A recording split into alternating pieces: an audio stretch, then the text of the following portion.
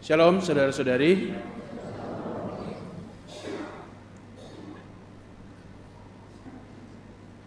Pewartaan Sabda Tuhan hari ini terkait satu sama lain. Rasul Paulus misalnya menegaskan tentang kesadaran akan hidup kita yang fana. Segala sesuatu akan berlalu. Segala sesuatu akan berlalu. Sungguh Rasul Paulus pandai menemukan kata-kata. Mereka yang beristri hendaknya berlaku seolah-olah tidak beristri, seolah-olah. Ataupun yang bersuami seolah-olah tidak bersuami. Yang menangis seolah-olah tidak menangis. Yang gembira seolah-olah tidak gembira. Dan seterusnya dan seterusnya. Seolah-olah. Ini bahasa kiasan untuk mengungkapkan bahwa semua itu akan berlalu. Semua itu sementara saja. Yang bersuka cita pasti sukacitanya akan segera berlalu. Yang sedang berduka, duka citanya akan segera berlalu dan seterusnya. Intinya hidup yang ada sekarang ini, hidup duniawi akan berlalu. Ini kesadaran pertama saudara-saudari untuk mengingatkan kita sekalian supaya tidak melekatkan diri pada hal-hal yang bersifat duniawi. Maka di balik itu tersembunyi pesan, lekatkanlah dirimu pada hal-hal yang bersifat abadi, yaitulah hidup di dalam Tuhan. Itu panggilan utama. Dan Injil lebih menggambarkan tiga pilar, ya, kalau dapat dikatakan tiga pilar beriman atau menjadi pengikut, menjadi murid Tuhan. Pertama, ikut Tuhan. Yang kedua, mendengar firman Tuhan. Dan yang ketiga, melakukan kehendak Tuhan. Itu tiga pilar untuk menjadi seorang pengikut. Dalam konteks panggilan ini yang digambarkan oleh penginjil Markus, bertobat artinya ikut Tuhan. Ikut Tuhan Yesus. Itu yang disebut bertobat. Bertobatlah dan percayalah kepada Injil. Nah, arti pertama dari bertobat adalah ikut Tuhan Yesus. Kalau sudah ikut Tuhan Yesus, itu sudah langkah pertama orang yang bertobat. Dan kita yang ikut Yesus, langkah yang kita tempuh sama semuanya, yaitu melalui pembaptisan. Kita semua sama dalam hal itu. Menjadi pengikut Yesus, kita semua terima satu hal itu, menerima pembaptisan. Dan itu arti pertobatan kita. Kita mau ikut Tuhan, lalu kita memberi diri dibaptis. Tetapi tidak hanya sampai di situ, tidak selesai. Yang kedua adalah tekun mendengarkan firman. Mendengarkan sabda, mendengarkan ajaran. Mengapa? Karena dengan cara itu, dengan cara mendengar sabda, mendengar firman, mendengar ajaran Tuhan, kita kenal, kita tahu apa kehendaknya. Kita tahu apa mau Tuhan bagi kita. Dan yang ketiga, setelah kita tahu, maka kita lakukan, kita laksanakan. Simple saja. Dan kita sudah ada di dalam jalur itu. Ya, kita sudah dibaptis, kita sudah dengar firman Tuhan, dan kita lakukan setiap hari. Amin. Sudah lakukan toh tiap hari toh? Sudah lakukan tiap hari. Meskipun dalam keterbatasan, meskipun di dalam kerapuhan kita, ya, kita berusaha untuk melakukan kehendak Tuhan. Mengapa saudara-saudari rajin untuk ikut ibadah, ikut doa, ikut ekaristi? Itu tandanya bahwa Anda tertarik untuk semakin kenal Tuhan dan meminta kekuatan untuk dapat melaksanakannya. Ada orang, tapi bukan di sini ya, yang tidak lagi tertarik untuk ikut doa rukun, tidak tertarik lagi untuk ikut misa. Katanya, toh saya bisa lebih baik daripada orang-orang yang rajin. Saya tidak ikut misa, saya tidak ikut doa rukun, tetapi saya toh happy-happy saja, saya baik-baik saja.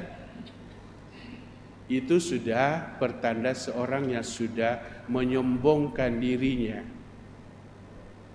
seolah-olah dia mampu segala sesuatu.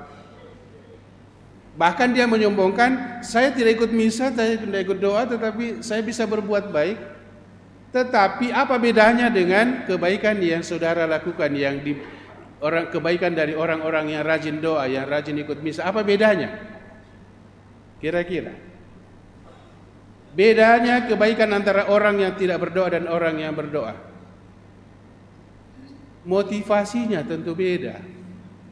Orang yang sering berdoa, yang sering ikut misa, sering ikut doa-doa rukun, doa-doa bersama, berbuat baik didorong oleh semangat dari dalam dirinya, semangat untuk melakukan kebaikan dan cinta kasih Tuhan.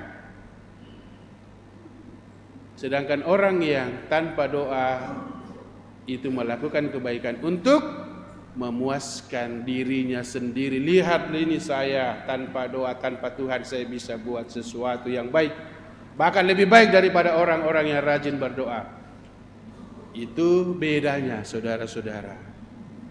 Maka berbahagialah kita yang selalu punya hati untuk datang kepada Tuhan, mendengarkan ajaran Tuhan, mendengarkan sabda Tuhan, sehingga apa yang keluar dari diri kita itu sungguh-sungguh didorong, dimotivir,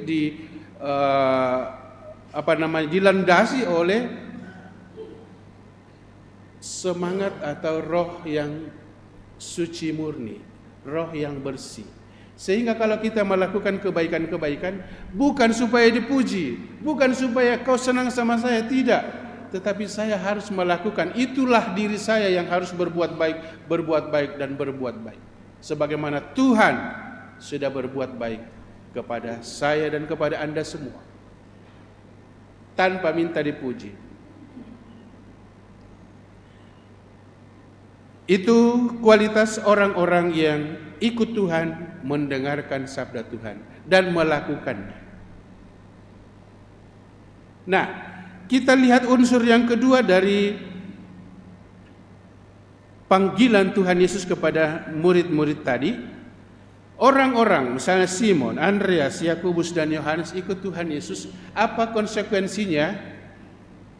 Meninggalkan segala sesuatu.